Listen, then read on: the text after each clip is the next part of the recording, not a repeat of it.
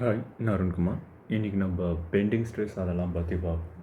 இந்த பெண்டிங் ஸ்ட்ரெஸ்ஸுன்றது எதை பேஸாக வச்சு வரும்னா, நமக்கு அந்த பெண்டிங் மொமெண்ட் டயக்ராம் அதுலேருந்து தான் நமக்கு பேஸ் எடுத்து வரும்.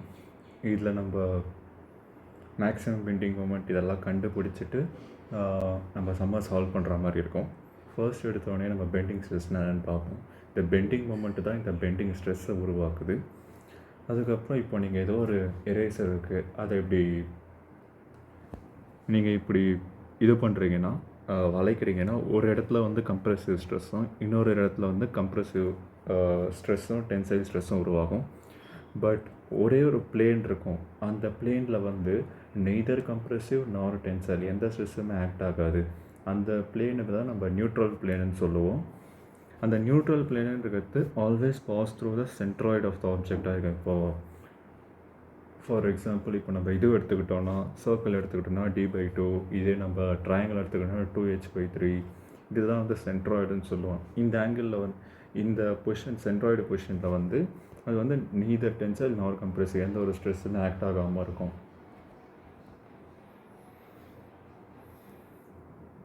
ஸோ அதுதான் இங்கே நம்ம எழுதியிருக்கோம் பார்த்தீங்களா. இப்போ நம்ம எப்படி ஸ்ட்ரெஸ்ஸை டெனோட் பண்ணுவோன்னா, இந்த மாதிரி ஒரு டயக்ராம் போட்டுட்டு இப்படி டெனோட் பண்ணுவோம். இந்த பாயிண்ட் இருக்குது பார்த்தீங்களா, இதுதான் நியூட்ரல் பிளேன். இந்த நியூட்ரல் பிளேனில் தான் எந்த ஒரு ஸ்ட்ரெஸ் ஆக்ட் ஆகலை. நீங்கள் பார்த்தீங்கன்னா கிளியராக தெரியும். அதுக்கப்புறம் இது ஒரு ஈக்குவேஷன். இந்த ஈக்குவேஷன் வச்சு தான் நம்ம எல்லா ஒரு சம்முமே சால்வ் பண்ணுவோம். ஸோ அது என்னதுன்னா, E/R is equal to M/I is equal to Fன்னு ஒரு சில F/Y. ஒரு சில புக்கில் வந்து Fன்னு கொடுத்துருப்பாங்க, இன்னொரு சில புக்கில் வந்து பெண்டிங் ஸ்ட்ரெஸ் அதாவது சிக்மா அப்படின்ட்டு கொடுத்துருப்பாங்க. எது போட்டாலுமே கரெக்டாக தான், ரெண்டுமே ஒன்று தான். இதை வந்து ஈஸியாக ஞாபகம் வச்சுக்கிறதுக்கு ஒரு ட்ரிக்கு மாதிரி இருக்குது. Elizabeth Rani May I follow you. இதில் இருக்கிற எல்லா ஃபஸ்ட்டு ஒரு எடுத்துகிட்டு நம்ம போட்டோம்னா, ஈன்னு இருக்கிறது இங்கே யங்ஸ் மாடுலஸ், ஆறுன்னு இருக்கிறது வந்து ரேடியஸ் ஆஃப் கர்வேச்சர் இவ்வளோ வளையுது. அதுக்கப்புறம் எம்ன்றது வந்து பெண்டிங் மொமெண்ட், ஐன்றது மொமெண்ட் ஆஃப் இனர்ஷியா. ஒவ்வொரு ஆப்ஜெக்ட்டையும் ஒரு மொமெண்ட் ஆஃப் இனர்ஷியா இருக்கும். ஃபார் எக்ஸாம்பிள் நம்ம சர்க்கிள் எடுத்தோன்னா πd 4/64 இருக்கும். இதே ஸ்கொயருக்கு எடுத்தோன்னா சைடு பவர் 4/12 இருக்கும். இந்த மாதிரி ஒவ்வொரு ஆப்ஜெக்ட்டுமே ஒரு மொமெண்ட் ஆஃப் இனர்ஷியா இருக்கும். அதுக்கப்புறம் பெண்டிங் ஸ்ட்ரெஸ் டிவைடட் பை இந்த சென்ட்ராய்டு எவ்வளோ தூரத்தில் இருக்குது, ஒய்ன்றது வந்து சென்ட்ராய்டு டிஸ்டன்ஸ்.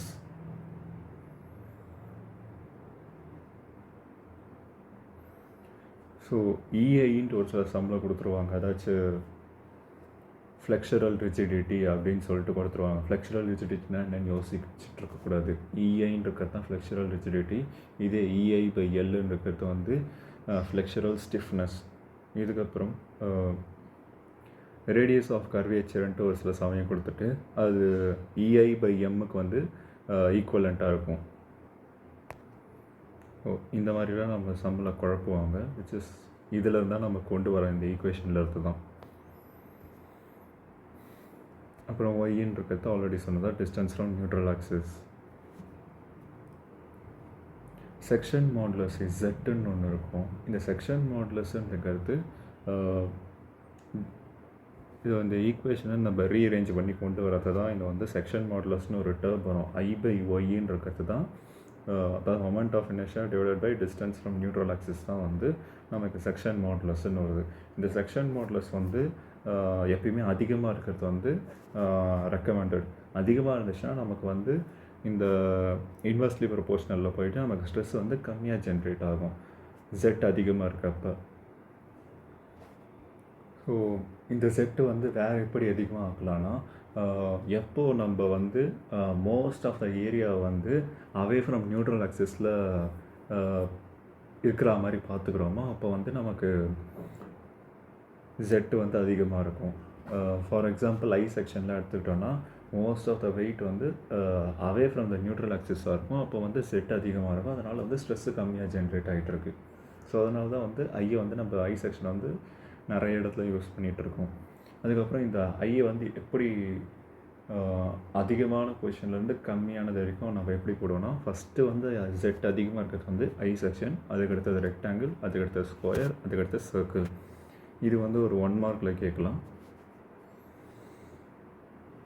இதுக்கப்புறம் டிஃப்ரெண்ட் செக்ஷனுக்கு என்னென்ன மொமெண்ட் ஆஃப் இனர்ஷியா, என்னென்ன செக்ஷன் மாடுலஸ், அதெல்லாம் இங்கே ஒரு டேபிள் குளத்தில் கொடுத்துருக்கேன்.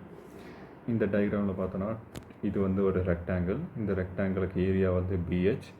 சென்ட்ராய்டு வந்து எக்ஸில் பார்த்தோன்னா P/2, ஒயில் பார்த்தோன்னா H/2. மொமெண்ட் ஆஃப் இனர்ஷியா வந்து BH³/12ன்னு சொல்லலாம், இல்லை HV³/12ன்னு சொல்லலாம். அதுக்கப்புறம் இது வந்து போலார் மொமெண்ட் ஆஃப் இனர்ஷியான்னு சொல்லுவோம். இது வந்து IXX ப்ளஸ் IYYயை ப்ளஸ் பண்ணால் இந்த மாதிரி வரும். அதுதான் வந்து போலார் மொமெண்ட் ஆஃப் இனர்ஷியா. இந்த மொமெண்ட் ஆஃப் இனர்ஷியாவை ஒய்யால் டிவைட் பண்ணோன்னா நமக்கு செக்ஷன் மாடுலஸ் வரும். இதோ இந்த ஒய் இருக்குது பார்த்தீங்களா, இந்த ஐயும் ஒய்யும் நம்ம டிவைட் பண்ணால் நமக்கு செக்ஷன் மாடுலஸ் வரும். ஸோ இந்த டேபிளர் குளத்தை நம்ம ஞாபகம் வச்சுக்கணும். இது நிறைய இடத்துல யூஸ் பண்ணுவோம். அடுத்த வாரத்தில் இந்த J யூஸ் பண்ணுவோம். டார்ஷனல், ஷியர் பெட்ஸ், ஷியர் ஸ்ட்ரெஸ், இதெல்லாம் நம்ம வந்து J யூஸ் பண்ணுவோம். நெக்ஸ்ட்டு வந்து ஃப்ளிட்ஜ்டு பீம்ன்ட்டு ஒரு கான்செப்ட் இருக்குது. இந்த ஃப்ளிட்ஜ்டு பீம்ன்றது என்னதுன்னா, இப்போது ஒரே ஒரு பொருளை வந்து நம்ம இப்போ ஃபார் எக்ஸாம்பிள் வுட்டை யூஸ் பண்ணிகிட்ருக்கோன்னா, அந்த வுட்டோடு நம்ம மேலே ஸ்டீலை ரெயின்ஃபோர்ஸ் பண்ணோம்னா அதோடய ஸ்ட்ரெஸ்ஸு வந்து நமக்கு இன்னும் நம்ம அதிகமான கேப்பபிலிட்டியை வந்து இன்க்ரீஸ் பண்ணலாம். ஸோ அந்த மாதிரி கான்செப்ட் தான் வந்து நம்ம ஃப்ளிட்ஜ்டு பீம்னு சொல்லுவோம். இந்த ஃப்ளிட்ஜ்டு பீமில் நம்ம ஒரு டேர்மை இன்ட்ரடியூஸ் பண்ணுவோம், மாடுலர் ரேஷியோ, எம்ன்னு சொல்லுவாங்க. இது என்னதுன்னா, எதுக்கு E அதிகமாக இருக்கோ டிவைடட் பை கம்மியான ஈயை பண்ணோன்னா நமக்கு வந்து எம்ன்ற ஒரு ரேஷியோ கிடைக்கும். அது பேர் தான் மாடுலர் ரேஷியோ. இந்த எம் வந்து எப்பவுமே ஆல்வேஸ் கிரேட்டர் தேன் 1 இருக்கும். இதை எப்படி இந்த கொண்டு வரோம்னா, இப்போது இந்த ஸ்டீலும் ஃபார் எக்ஸாம்பிள் நம்ம ஸ்டீல் அண்ட் வுட்டு ஜங்ஷன் எடுத்துப்போமே. இந்த ஸ்டீலும் வுட்டும் வந்து ஒரு பர்டிகுலர் பாயிண்டில் நம்ம வந்து ஒரே ஸ்ட்ரெயினாக இருக்கும். அதாவது அந்த ஜங்ஷனில் இப்போ ஸ்டீலு வுட்டு ஒரு ஜங்ஷனை ஃபார்ம் பண்ணோம்ல, அந்த ஜங்ஷனில் வந்து நமக்கு ஸ்ட்ரெயின் வந்து சேமாக இருக்கும். அந்த ஸ்ட்ரெயினில் இருந்து தான் நம்ம ஹூக்ஸ் லா கான்செப்டை கொண்டு வச்சு நம்ம மாடுலர் ரேஷியோன்ற ஒரு கான்செப்டை கொண்டு வரோம். மாடுலர் ரேஷியோன்றது கிரேட்டர் தேன் 1 இருக்குன்னா அப்போ வந்து ஹையர் பை லோயர் பண்ணோன்னா வந்து மாடுலர் ரேஷியோ 1 இருக்கும். அதுக்கப்புறம் இந்த ஃப்ளிட்ஜ்டு பீம் கான்செப்டை வந்து சால்வ் பண்ணுறதுக்கு வந்து நிறைய மெத்தட் இருக்குது. பட் நான் சஜஸ்ட் பண்ணுற மெத்தட் என்னதுன்னா, ஈக்குவலண்ட் ஏரியா, இப்போது ஹையர் ஸ்டிஃப்னஸ் மெட்டீரியலை வந்து நம்ம வந்து லோ ஸ்டிஃப்னஸ் மெட்டீரியலாக மாற்றிட்டு ஈக்குவலண்ட் ஏரியாவாக எல்லாத்துக்குமே ஈக்குவலான ஸ்ட்ரென்த் இருக்குது அப்படின்னு வச்சுட்டு சால்வ் பண்ணுற மெத்தடை தான் நான் ப்ரிஃபர் பண்ணேன். நிறைய மெத்தட் இருக்குது, பட் அதுக்கெலாம் நிறைய ஃபார்முலா படிக்கணும். இது வந்து சிம்பிளாக இருக்கும். நம்ம இதை ஹையர் ஸ்டிஃப்னஸ் மெட்டீரியல் வந்து லோ ஸ்டிஃப்னஸ் மெட்டீரியலாக மாற்றிட்டோன்னா நம்ம ஐயை கண்டுபிடிச்சிட்டு அப்படியே செம்ம சால்வ் பண்ண வேண்டியது தான். இது ஒரு சிம்பிளான மெத்தடாக இருக்கும். அதுக்கப்புறம் இதுக்கு ஒரு செட் ஆஃப் 2 ரூல்ஸ் இருக்குது. எப்பயுமே ஹை ஸ்டிஃப்னஸ் மெட்டீரியல், இப்போது ஸ்டீலும் வுட்டும் இருக்குன்னா ஸ்டீலுக்கு தான் வந்து ஹையர் ஸ்டிஃப்னஸ் இருக்கும். அதை வந்து லோயர் ஸ்டிஃப்னஸ் மெட்டீரியலாக சேஞ்ச் பண்ணிடும். அது எப்படி பண்ணுவோன்னா, இப்போது நம்ம வந்து எப்பயுமே ஹரிசான்டல் டைரக்ஷனில் தான் நம்ம வந்து அதோட சைஸை சேஞ்ச் பண்ணோம். அப்படி சேஞ்ச் பண்ணுறப்ப அதோட ஸ்டிஃப்னஸ் வேல்யூ வந்து கம்மியாகிக்கிட்டே வரும். அது இப்போ நம்ம பிரெத்தை தான் சேஞ்ச் பண்ணணும். ஃபார் எக்ஸாம்பிள் அந்த பிரெத்தை எப்படி சேஞ்ச் பண்ணோம்னா, ஆல்ரெடி இருக்கிற ஸ்டீலோட பிரெத்து மல்டிப்ளைடு பை இந்த மாடுலர் ரேஷியோ பண்ணோம்னா ஹையர் பிரெத்து கிடைக்கும். அப்போ வந்து நமக்கு அது லோயர் ஸ்டிஃப்னஸ் மெட்டீரியலாக கன்வெர்ட் ஆகிடும். எப்பயுமே நம்ம ஹாரிசான்டலாக சேஞ்ச் பண்ணுறது தான் பெட்டர். வெர்டிகலாக சேஞ்ச் பண்ணோம்னா அதோட நியூட்ரல் ஆக்சிஸ் வந்து சேஞ்ச் ஆகிடும். அது வந்து நிறைய காம்ப்ளிகேஷன்ஸ்லாம் லீட் பண்ணி விட்டுரும். ஸோ பெட்டர் எப்பயுமே ஹாரிசான்டலாக சேஞ்ச் பண்ணுறது தான் ரெக்கமெண்டட்.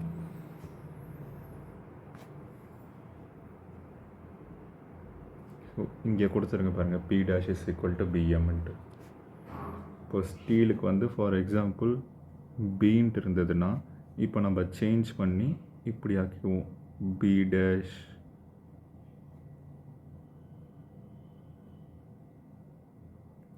இப்படி ஆக்கிடுவோம். இதோட விட்த் வந்து இன்க்ரீஸ் ஆகிடும். இதுக்கப்புறம் இந்த சம் வந்து ஒரு பர்ஃபெக்ட் எக்ஸாம்பிள் ஃபார் சைடு ஃப்ளிட்ஜிங். இந்த சைடு ஃபிளிச்சிங்னு இருக்கிறது நம்ம இதுக்கு முன்னால் பார்த்தது வந்து டாப் ஃபிளிச்சிங். டாப்பில் நம்ம ஸ்டீலை ரெயின்ஃபோர்ஸ் பண்ணியிருப்போம். இதில் வந்து சைடில் நம்ம வந்து ஸ்டீலை ரெயின்ஃபோர்ஸ் பண்ணியிருப்போம். இல்லை ஸ்டீலர் இல்லை, எந்த ஒரு ஹையர் ஸ்டிஃப்னஸ் மெட்டீரியலை நம்ம சைடில் ரெயின்ஃபோர்ஸ் பண்ணியிருப்போம். ஸோ இது வந்து வுட்டு, இந்த சைடில் வந்து நம்ம ஸ்டீலில் ரெயின்ஃபோர்ஸ் பண்ணியிருக்கோம். நமக்கு எட்ஜில் வந்து அதாச்சும் இந்த இடத்துல தான் நமக்கு மேக்ஸிமம் ஸ்ட்ரெஸ்ஸு ஜென்ரேட் ஆகும். ஸோ அந்த ஸ்ட்ரெஸ் நம்மளுக்கு கொடுத்துட்டாங்க 8 மெகாபாஸ்கல்ன்ட்டு. அதே மாதிரி ஸ்டீலில் வந்து இப்போ நமக்கு எவ்வளோ இருக்கும் அப்படின்ட்டு நம்மளை கேட்டிருக்காங்க. நமக்கு இதோட டிஸ்டன்ஸ் ஏதாச்சும் கொடுத்துருக்காங்க, அதாச்சும் எவ்வளோ ஹைட் இருக்குது அப்படின்ட்டு. இப்போது நம்ம tan தீட்டா கண்டுபிடிக்கிறோம். ஓகே, ஸோ tan தீட்டா கண்டுபிடிக்கணும். இந்த தீட்டாவும் அதாச்சும் ஸ்டீலில் இருக்க தீட்டாவும் நமக்கு வந்து ஒன்றா இருக்கும். அப்போது நம்ம எப்படி சால்வ் பண்ணலான்னா, இதோட ஈக்குவலண்ட்டை நம்ம வுட்டோட ஈக்குவலண்ட்டுன்னு எடுத்துக்கிட்டு 8 by distance from neutral axis என்ன 50. அப்புறம் இதையும் நம்ம ஸ்டீலை வந்து வுட்டுக்கு ஈக்குவலண்ட்டாக கன்சிடர் பண்ணிக்கிட்டு நம்ம டிஸ்டன்ஸ் ஃப்ரம் நியூட்ரல் ஆக்சிஸ் என்ன இருக்கும் 25 இருக்கும். இது ரெண்டுத்தையும் நம்ம ஈக்குவேட் பண்ணுறப்ப ரெண்டுத்துக்குமே தீட்டா ஒன்றா தான் இருக்கும்னு சொன்னேன். ஸோ ரெண்டுத்தையும் ஈக்குவேட் பண்ணுறப்ப நமக்கு வந்து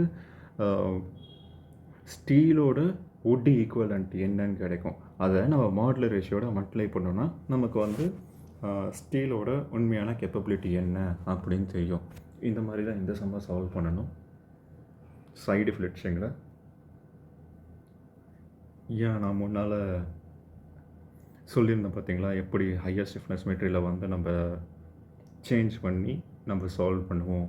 அதுக்கு இது ஒரு எக்ஸாம்பிள்.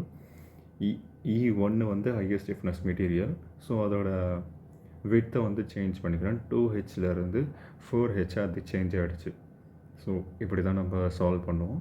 அதுக்கப்புறம் டிஸ்டன்ஸ் ஃப்ரம் நியூட்ரல் ஆக்சிஸ் என்னன்றதை கண்டுபிடிச்சிட்டு நம்ம மொமெண்ட் ஆஃப் இனர்ஷியா கண்டுபிடிச்சிட்டோன்னா சம்மை சால்வ் பண்ண வேண்டியது தான். My/I இருக்க ஈக்குவேஷனை போட்டு.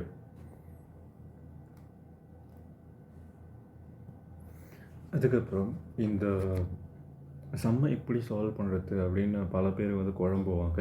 இப்போ ஒரு ஓப்பன் பெல்ட் இருக்குன்னா அந்த பெல்ட்டில் வந்து மேக்ஸிமம் ஸ்ட்ரெஸ் என்ன அப்படின்னு கேட்டிருப்பாங்க, இல்லை ஆர் என்ன அப்படின்னு கேட்டிருப்பாங்க. ஸோ இந்த சம்மை நம்மளுக்கு ஆல்ரெடி தெரியும். டோ பிக்கு வந்து EY/Rன்ட்டு. ஒய் இந்த இடத்துல என்னதுன்னா இந்த பெல்ட்டோட டிஸ்டன்ஸ் ஃப்ரம் நியூட்ரல் ஆக்சிஸ் தான். அது வந்து T/2ன்னு இருக்கும். இந்த பெல்ட்டோட நியூட்ரல் ஆக்சிஸ் தான் இந்த டாட்டட் லைன்ஸ் இருக்குது பார்த்தீங்களா, அதுதான் வந்து நியூட்ரல் ஆக்சிஸ் T/2ன்னு இருக்கும். ஆர் வந்து ரேடியஸ் ஆஃப் கர்வேச்சர் எவ்வளோ வந்து வளைஞ்சிருக்கு அது நம்ம இந்த ரோலர்லேருந்து பார்ப்போம். அது வந்து 6 + அதாச்சும் இல்லைனா diameter/2 + D/2 இந்த மாதிரியும் போடலாம், இல்லை 6 + T/2ன்ட்டு போடலாம். இந்த ரோலர்லேருந்து கால்குலேட் பண்ணணும். அதுதான் வந்து டோபி மேக்ஸ்க்கு ஈக்குவலண்ட்டாக இருக்கும். இந்த ஈக்குவேஷனில் போட்டோன்னா இந்த EY/Rலேருந்து தான் நான் இந்த ஈக்குவேஷனை கொண்டு வந்தது. ஸோ நெக்ஸ்ட்டு வந்து பீம் ஆஃப் யூனிஃபார்ம் ஸ்ட்ரென்த்து அப்படின்ட்டு ஒரு கான்செப்ட் இருக்குது. இப்போது இதில் 2 கேஸ் இருக்குது. ஒன்றுத்தில் வந்து என்னென்னா பீம் வந்து டெப்த்து வேரி ஆகிட்டே இருக்கும், பட் பிரெத்து வந்து கான்ஸ்டண்ட்டாக இருக்கும். இன்னொன்றுத்தில் வந்து பிரெத்து வேரி ஆகிட்டே இருக்கும், இன்னொன்றுத்தில் வந்து டெப்த்து கான்ஸ்டண்ட்டாக இருக்கும். இது ரெண்டுத்தையும் நம்ம சால்வ் பண்ணிவிட்டு இது ஜென்ரலாக எப்படி 1 மார்க்கில் கேட்கலான்னா, இப்போ டெப்த்து வேரி ஆகிட்டே இருக்குது, அப்போ வந்து அது எப்படி வேரியேஷன் இருக்கும், √(x) வெறும் எக்ஸு இல்லை x3/2 அந்த மாதிரிலாம் கொடுத்துட்டு நம்மளுக்கு கேட்பாங்க. நம்ம வந்து டெப்த்து வேரி ஆகிட்டு இருக்குன்னா நம்ம it's directly proportional to √x அப்படின்னு போடுவோம். இது டெப்த்து கான்ஸ்டண்ட்டாக இருக்குது, பிரெத்து வேரி ஆகிட்டே இருக்குது அப்படின்னா அது வந்து which is directly proportional to x. இந்த மாதிரி வந்து கொஸ்டின் ஃப்ரேம் பண்ணலாம். ஸோ இன்றைக்கி நம்ம பார்த்த concepts beams of uniform strength பார்த்தோம். அதுக்கப்புறம் செக்ஷன் மாடுலஸ்னால் என்னென்னு பார்த்தோம், பெயிண்டிங் ஸ்ட்ரெஸ்னால் என்னென்னு பார்த்தோம். அதுக்கப்புறம் ஒரு ஈக்குவேஷன் அந்த E/R M/I F/y இந்த ஈக்குவேஷனை பார்த்தோம். அதுக்கப்புறம் நம்ம ஃப்ளிக்ஸ்டு பீயிங் கான்செப்டை பார்த்தோம். இது எல்லாத்தையும் நம்ம பார்த்துருக்கோம். நம்ம நாளைக்கு வந்து இதோட ப்ராப்ளம்ஸ்லாம் பார்க்கலாம். So thank you.